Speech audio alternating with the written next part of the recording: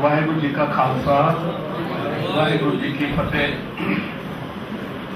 इस तो पहला कि मैं अज के विषय बारे कोई गल करा, एक दो बेनतियां जिहड़ियां बड़ियां जरूरी ने। सब तो पहली बेनती तो अपने सारे मोबाइल फोन जिहड़े ने म्यूट कर लो, बंद कर लो या म्यूट कर लो।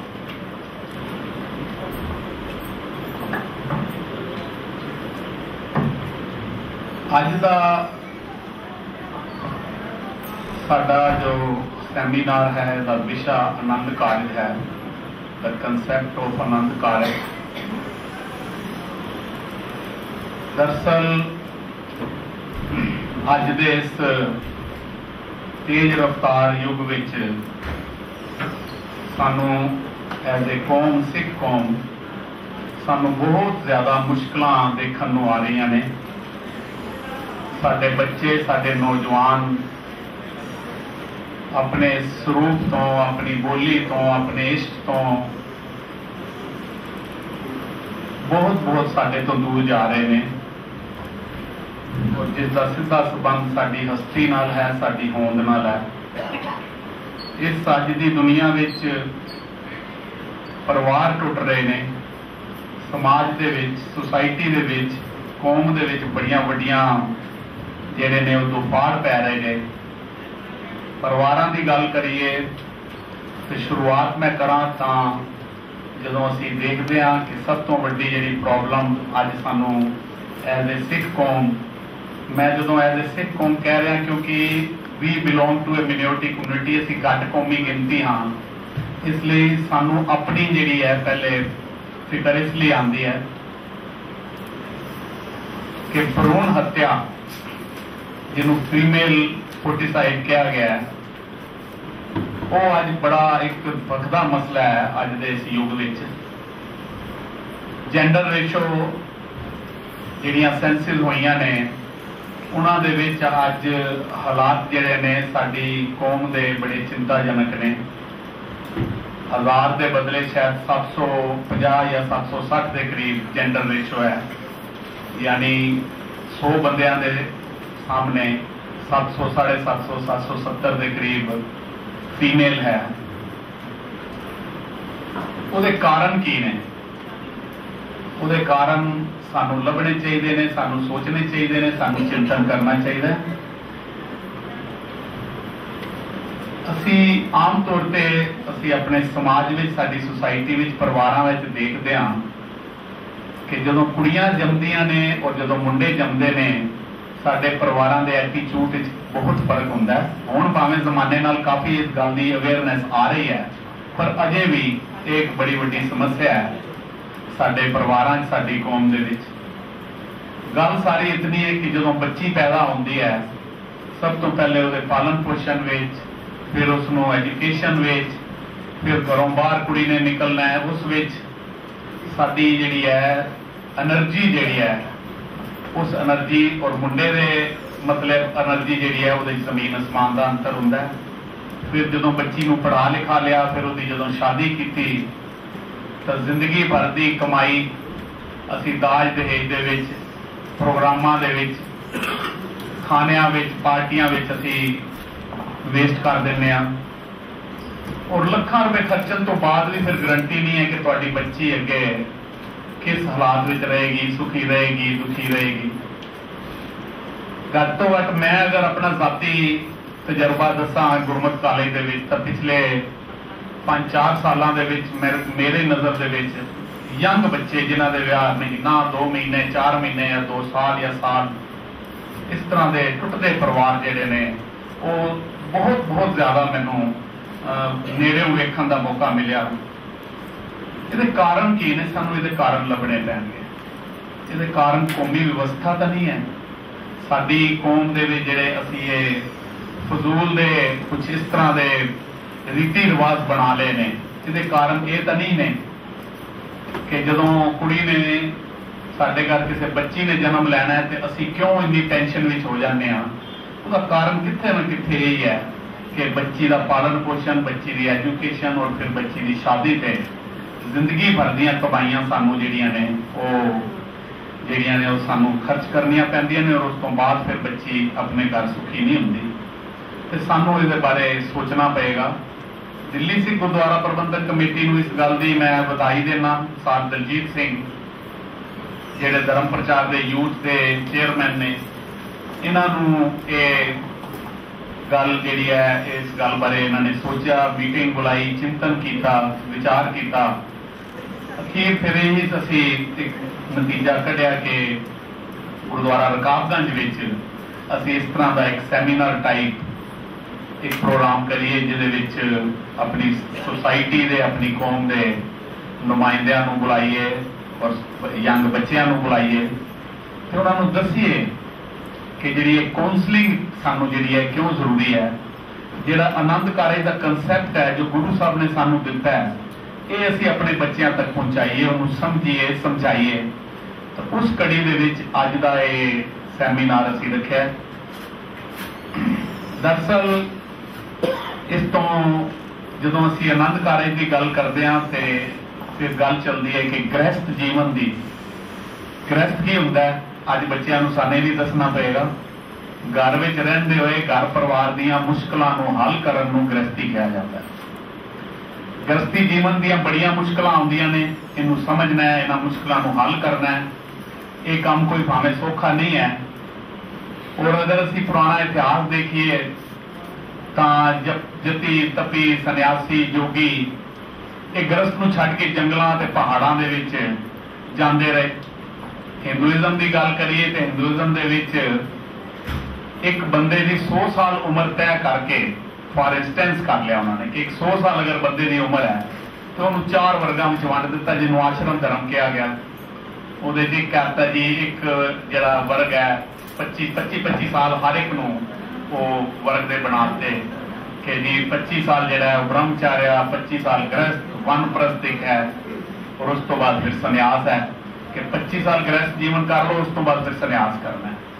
ਉਸ ਤੋਂ ਬਾਅਦ ਫਿਰ ਆਓ ਇਸਨੂੰ ਆਸ਼ਰਮ ਧਰਮ ਕਿਹਾ ਗਿਆ, ਔਰ ਗ੍ਰਸਥ ਜੀਵਨ ਨੂੰ ਦੇ ਜਿਹੜੇ ਨੇ ਉਹਨਾਂ ਨੇ 25 ਸਾਲ ਨਿਸ਼ਚਿਤ ਕਰ ਦਿੱਤੇ।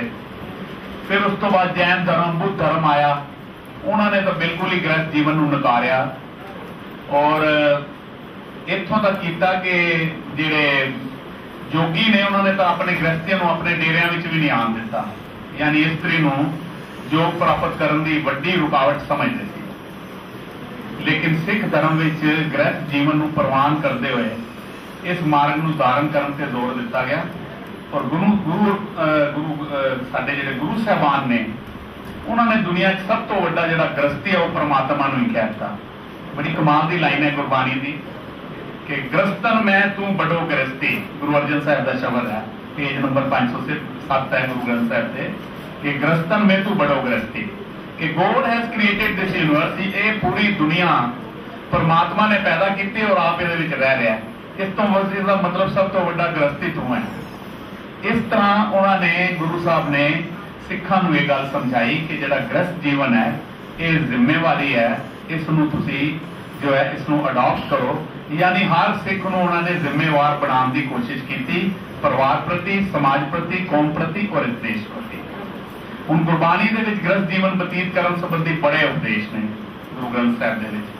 ਦੂਸਰੇ ਧਰਮਾਂ ਵਿੱਚ ਜਿੱਥੇ ਜਿਨ੍ਹਾਂ ਨੂੰ ਵਿਆਹ ਕਿਹਾ ਗਿਆ, ਨਿਕਾਹ ਕਿਹਾ ਗਿਆ, ਸ਼ਾਦੀ ਜਾਂ ਮੈਰਿਜ, ਲੇਕਿਨ ਸਿੱਖ ਧਰਮ ਵਿੱਚ ਜ਼ਿੰਦਗੀ ਦੇ ਇਸ ਮੋੜ ਨੂੰ ਆਨੰਦ ਕਿਹਾ ਗਿਆ, ਆਨੰਦ ਸੰਸਕਾਰ। ਔਰ ਆਨੰਦ ਕਾਰਜ ਦੇ ਵਿੱਚ ਜਿਹੜੀਆਂ ਲਾਵਾਂ ਦੀ ਗੱਲ ਅਸੀਂ ਤੁਹਾਨੂੰ ਸਾਰਿਆਂ ਨੂੰ ਪਤਾ ਹੈ, ਇਹ ਸੂਹੀ ਰਾਗ ਦੇ ਵਿੱਚ ਨੇ ਲਾਵਾਂ। ਲਾਵਾਂ ਜਿਹੜਾ ਵਰਡ ਸੰਸਕ੍ਰਿਤ ਦਾ ਵਰਡ ਅਗਰ ਅਸੀਂ ਲਈਏ ਤਾਂ ਇਸ ਦਾ ਮਤਲਬ ਹੈ ਕਿ ਮਟੀਰੀਅਲ ਵਰਲਡ ਤੋਂ ਟੁੱਟ ਕੇ ਸਪਿਰਚੁਅਲ ਵਰਲਡ ਦੇ ਵਿੱਚ ਜਾਣਾ, ਕਿ ਸਮਾਜਿਕ ਜੀਵਨ, ਆਮ ਜੀਵਨ ਤੋਂ ਅਧਿਆਤਮਕਤਾ ਵੱਲ ਜਾਣਾ। ਔਰ ਇਹ ਜਿਹੜੀਆਂ 4 ਲਾਵਾਂ ਗੁਰੂ ਗ੍ਰੰਥ ਸਾਹਿਬ ਦੇ ਵਿੱਚ ਨੇ, ਇਹ ਅਧਿਆਤਮਕਤਾ ਰਾਹੀਂ ਉਸ ਪਰਮਾਤਮਾ ਨੂੰ ਮਿਲਣ ਦੇ 4 ਪੜਾਅ ਨੇ।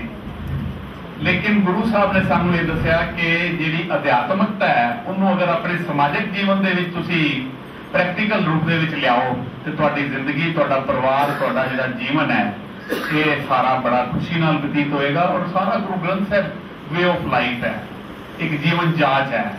ਤੇ ਉਹ ਜਿਹੜੀਆਂ 4 ਲਾਵਾਂ ਨੇ, ਉਹ ਲਾਵਾਂ ਦਾ ਜਿਹੜਾ ਮਤਲਬ ਹੈ ਉਹ ਸਾਨੂੰ ਅੱਜ ਬੱਚਿਆਂ ਨੂੰ ਸਮਝਾਉਣ ਦੀ ਜ਼ਰੂਰਤ ਹੈ। ਇਹ ਸਾਰਾ ਸੈਮੀਨਾਰ ਇਸੇ ਕਨਸੈਪਟ ਦੇ ਉੱਤੇ ਹੈ।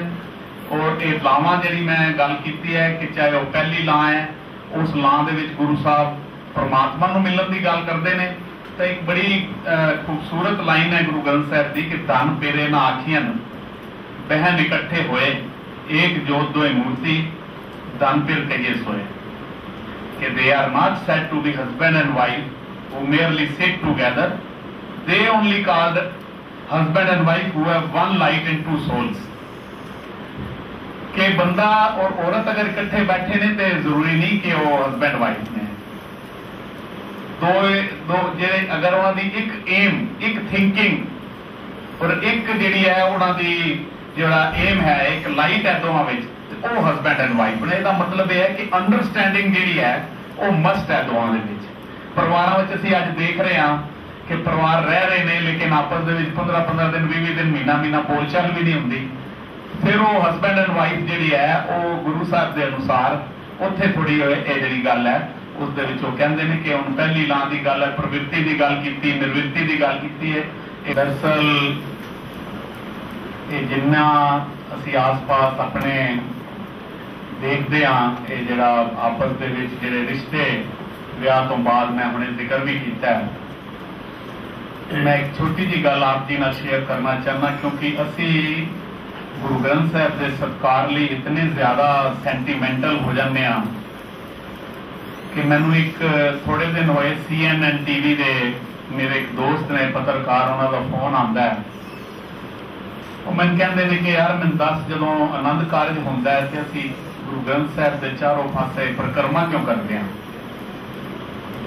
वैसे वो गुरमत का बड़ा ज्ञानवान है, उन्होंने सब पता सी। वो कोई गल मैनू कुछ कहना चाहता सी, उसने मेरे तो सवाल पूछ लिया। मैं अपनी अकल मुताबिक कहा कि 4 कमिटमेंट्स ने अपने गुरु दे नाल और एक गुरु का सत्कार है। वो कहता बस मैं तेन को यही सुनना चाहता सी।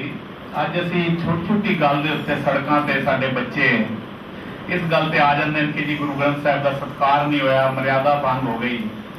कहता जो 4 परिक्रमा करके 4 लावां लैके आनंद कारज गुरु ग्रंथ साहब अगे मत्था टेक के पूरे समाज दे विच बैठ के असीं जदों विआह कर लैंदे हां, एक बार आनंद कारज कर लैंदे हां और फिर महीने बाद 2 महीने बाद असीं आपस दे विच विछड़न वाली गल डाइवोर्स की गल करते हैं। कि ये गुरु ग्रंथ साहब का सत्कार है?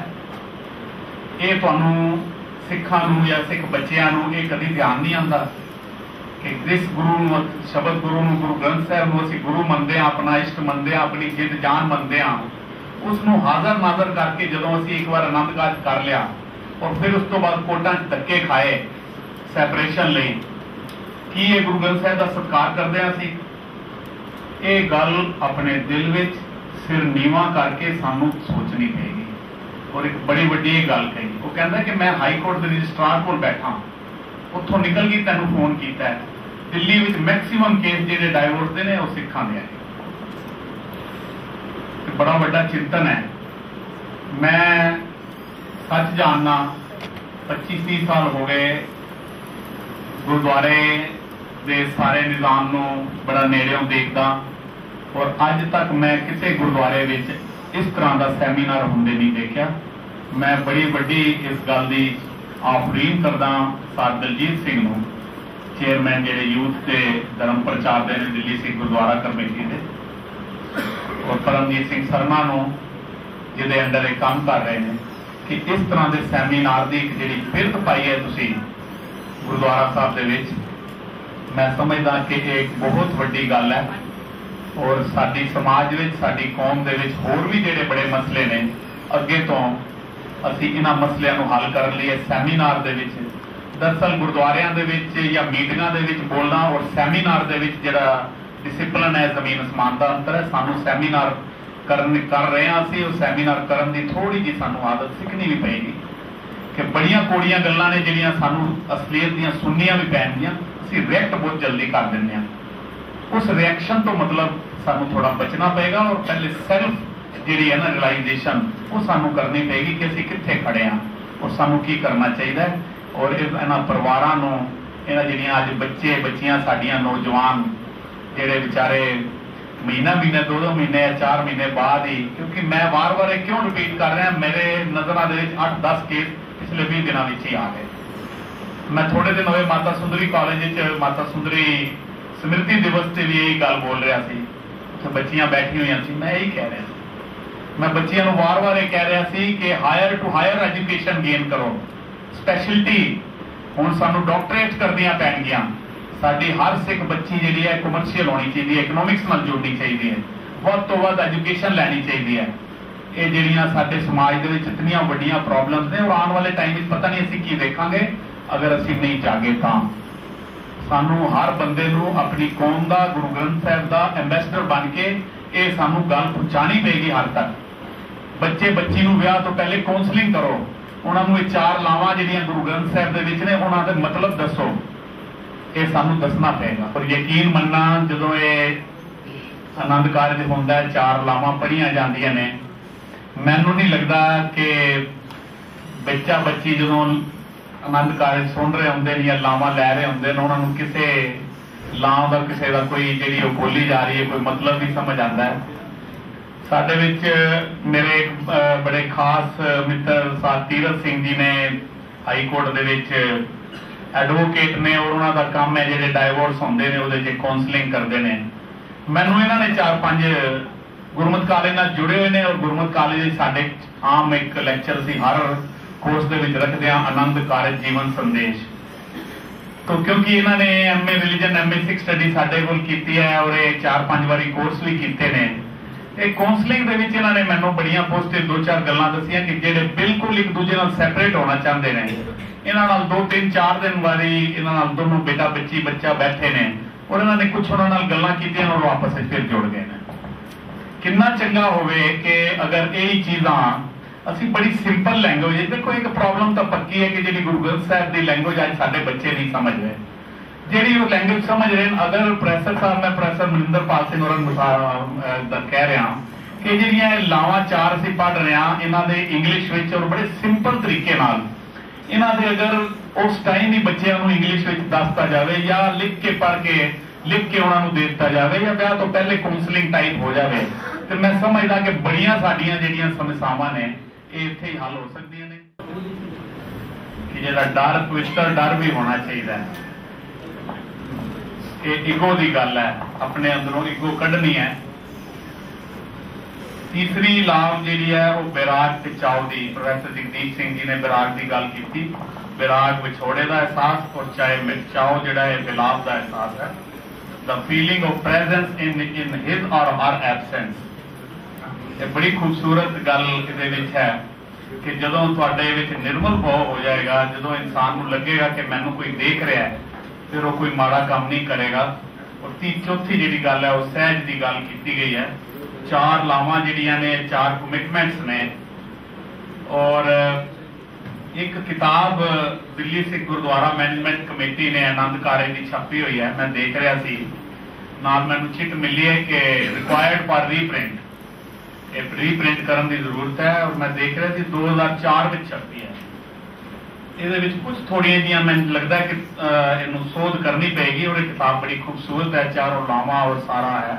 मैं कवात्रा जी तुहानू बेनती करांगा कि ये किताब इनू थोड़ा जिहा असीं ठीक करवा देंगे, ये किताब जरूर छपाओ। और सारी आपकी डेफिनेशन गल कर रहे सन कि दूसरे लिए आपा वार देना, या मैं कह रहा कि अपने जिहड़ा तुहाडा पार्टनर है उसदियां गलतियां दे विच अपना कसूर लभना, मैनूं लगदा है कि प्यार शायद वो है।